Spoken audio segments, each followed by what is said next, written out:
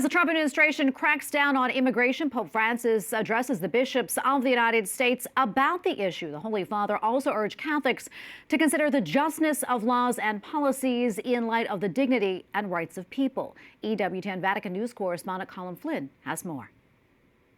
Good evening, Tracy. Pope Francis had very sharp words for President Trump's plans for mass deportations in a letter that was sent to the U.S. bishops.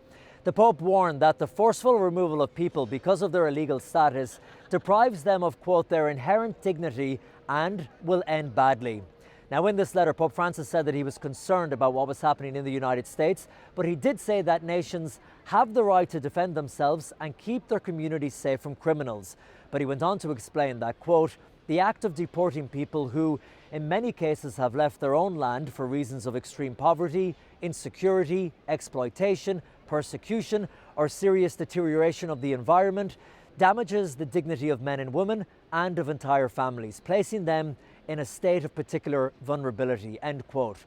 Now, this isn't the first time that Pope Francis has spoken out against President Trump's his plans on immigration and border security. During Trump's first administration, the Pope famously said that anyone who builds a wall to keep out migrants was, quote, not a Christian. And even last month, Pope Francis called the mass deportation plans a disgrace.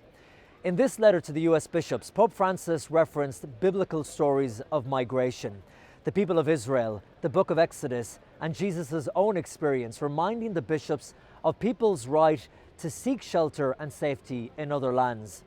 U.S. Vice President J.D. Vance, who is a Catholic, he has defended the administration's deportation plans by citing a concept from Catholic theology known in Latin as ordo amoris. He explained that this concept delineates a hierarchy of care to family first, followed by neighbour, community, fellow citizens, and lastly, all others. But in this letter, Pope Francis appeared to correct the Vice President's understanding of this concept, writing, quote, Christian love is not a concentric expansion of interest that little by little extends to other people and groups. The true ordo amoris that people must promote is one in which we discover it by meditating constantly on the parable of the Good Samaritan. That is, the love that builds a fraternity open to all without exceptions, the Pope said. The White House Press Secretary Caroline Leavitt said last week that more than 8,000 people have been arrested in immigration enforcement actions since Trump took office. Some have been deported, others have been held in federal prisons, and some are being held at the Guantanamo Bay Naval Base in Cuba. In Rome, Colm Flynn for EWTN News Nightly. Well, the White House was quick to respond to the Pope's criticism. Border Czar Tom Homan oversees President Trump's mass deportation program. When asked about the letter, he lashed out at the Holy Father. I look at how this works for the Pope. Pope wants to fix the Catholic Church.